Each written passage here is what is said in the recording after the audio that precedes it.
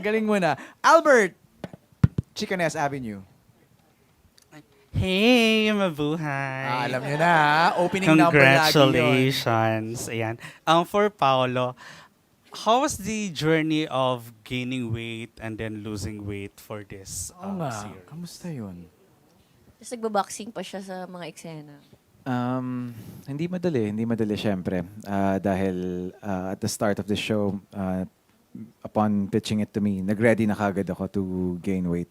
And part of that, of course, you lose other projects. You can't do other projects because you're big. You're heavy. So, ang dami talagang naapektuhan eh.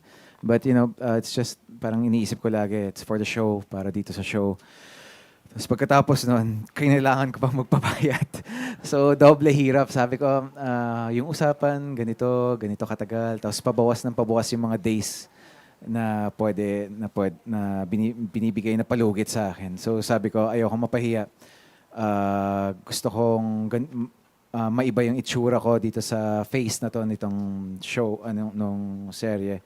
So, ayun talaga, nag-crash diet ako, worked out, non-stop, rigorously. And at the same time, I was training for boxing as well para dito sa show.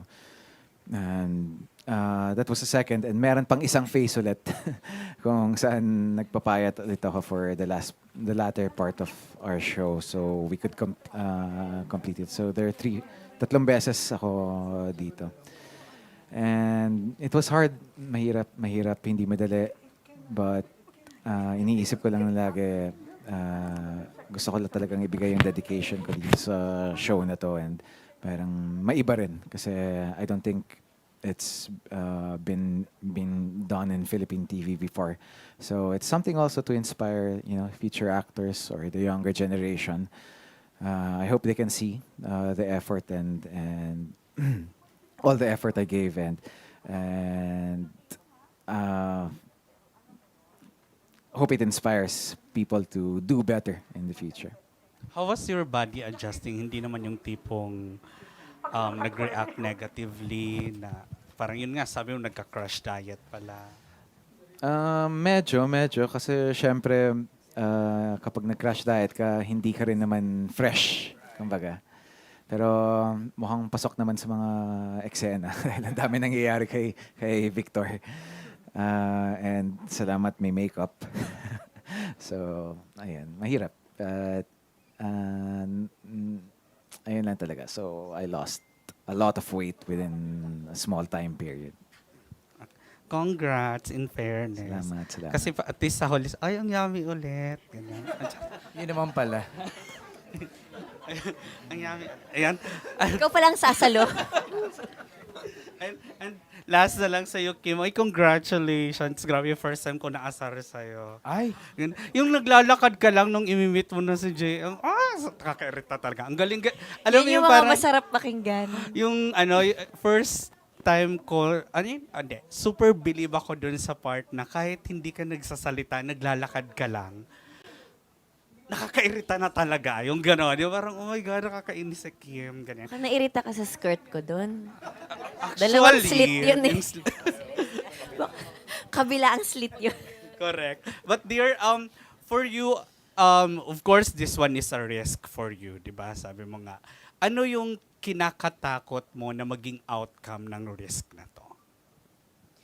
Sa ngayon, ang kinakatakot ko is hindi siya suportahan ng mga tao.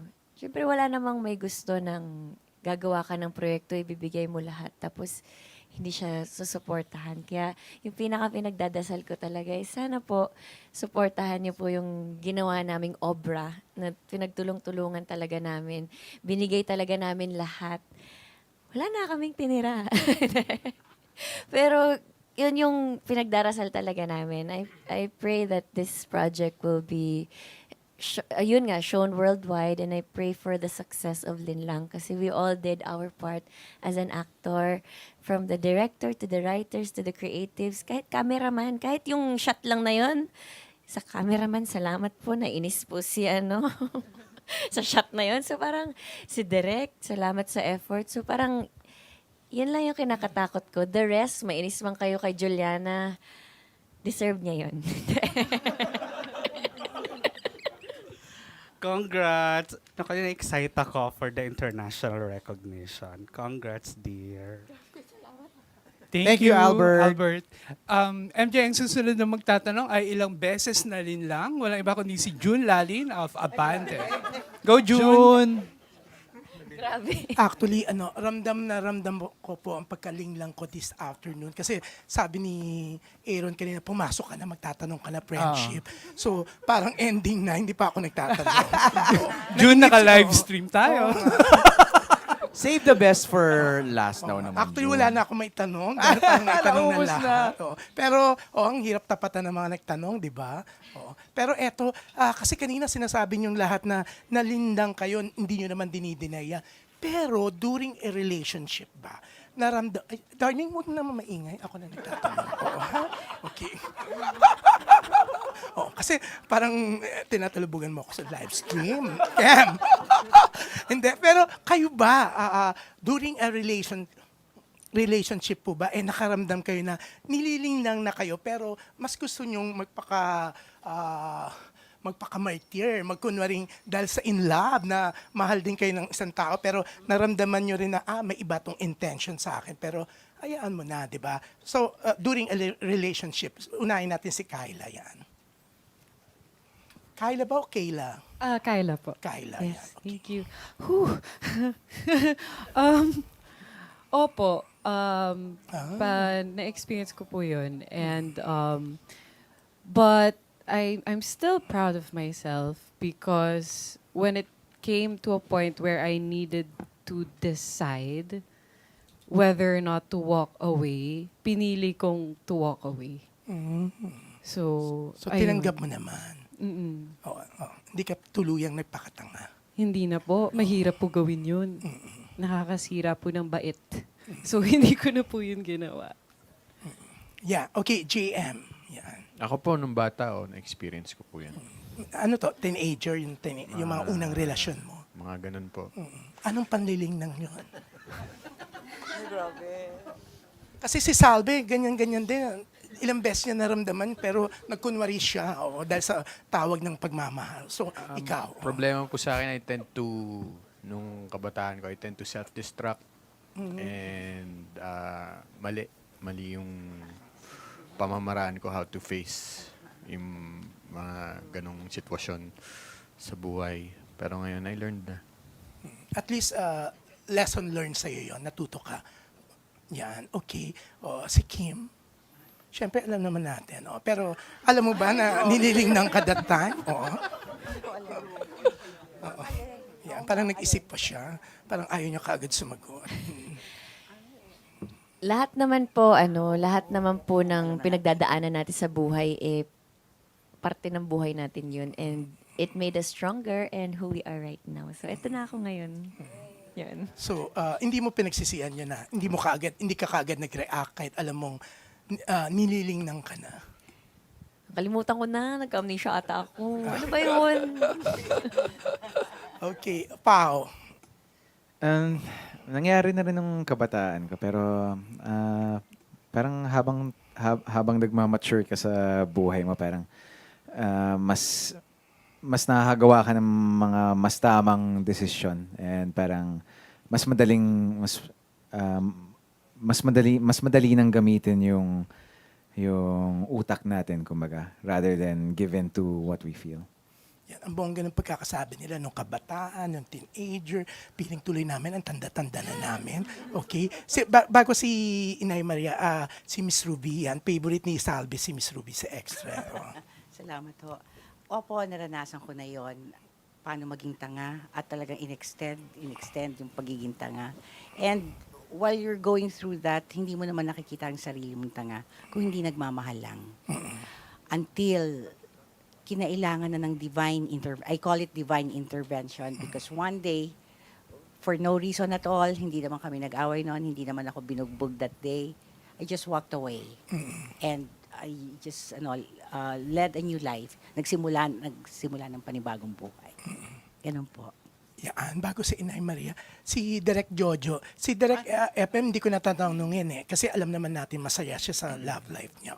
So, ikaw, Direk. Oo. Ito si Direk, when- ang dami-daming love life. Oy? Oo. Kasi when you're in a relationship, di ba, parang sinabi nga, hindi mo naaano yung mga butas ng kapartner mo. So, yun, tanga ka nga pala. Pero, on a certain day, kakatok na I had enough. Parang ganon. So, So, enough is enough. Oo, yung ganon. Di ba, June? Pero ang bongga ng pagkakasabi mo ng butas eh. Oo. Di ba? Pero yaan, syempre the one and only Diamond Star, Marisa Soriano, yaan. Nako, nangyari na nga yan sa akin, anak. Hindi mo gustong ulitin. Kasi baka yung susunod mapatay mo na. Kaya mo ng dollar at killer o ano man. Di ba? Etching lang, etching. Pero Etching lang yun. yung nararamdaman mo yon na nililingnan ka na, kalabit ka ng kalabit. Oh my gosh. Oh. Kala ko kung may papatanong ka. Anyways, yun, nararamdaman naman na nililingnan ka na. Tapos, niluloko mo rin yung sarili mo na Oo, nililingnan ko dahil din yung mahal sarili mo siya. ko. Oh, di ba? Oo, Parang dahil ikaw mahal mo mismo, nga. di ba, yung niloko mo, nilingnan mo yung sarili Oo. mo. So after, Sabi ko, ano talaga yung naramdaman mo? Mary, ikaw pa ba yan? Oo. Ikaw pa ba yan? Masaya ka pa ba talaga? Saan ka kailangan yung tune of body dancer? Yeah, nakikipagtalbugan po sa inyo yung ringtone. Sandali lang. Yeah. Tsaka sabi mo nga, inay, di ba? Yeah. Ang germs, hindi binibaby, pinapatay. Yeah, oo nga. Di ba? Pinapatay ang mga germs. So, pero, yan, hindi mo naman naisip na sampal-sampalin yung sarili mo. Kasi yung iba, ang dami gusto magpasampal sa'yo eh. Oo. Hindi mo ba, Ay, di ba, hindi. kasi Hindi. dati naramdaman ko nilingnang ako, na natanggap ko na, ginupit-gupit ko yung buhok ko. Sabi kasi ni Aaron, gupit-gupitin mo para ano, mawala yung sama ng loob mo. Anong ginawa mo? Wala. Wala lang. Wala. Wala akong ginawa kasi vengeance is mine, sabi ni God, di ba? Kahit na gustong gusto ko, hindi ako gumawa ng katarantaduhan kasi tinarantado na ako eh. Hindi naman solusyon yung gumawa ka ng another masama. Right. Di ba? Sa ginawa sa iyo masama, ulitin mo pa. O, tanga na ang tawag doon, di ba? Oo. Yan. Oo, ang bongga, di ba? Parang si Salvi kasi may pinapatanong, di naman kasama sa lingna. Cherry pa yung pinapatanong, nakakaloka. Oo. Sabi niya, itanong mo na kasi plugging naman ng vlog ni Inay, Maria, mapopromote din ang lingnang. Oo. Ayan, ikaw na magtanong, Salve. Sige na. Naku, akong pinipilit mo. Sige na. Yan, maiyahin po kasi si Salve. Yan, panglilingnang niya yan sa inyo. Pero ang totoo, makapal to eh. Sige na. Naku, mahihain. Sige na, tanong mo na sa kanya. Ay, sige na, nag-expect ang tao. June, yung blocking lang, hindi nakikita si Salve. Yeah. Hindi kasi, Nay Maria, meron kaming nabasa na nakita namin yung plugging ng vlog mo, tapos nagkita kayo ni Sherry Pie. Diba? So, pinag-usapan nyo tungkol dun sa,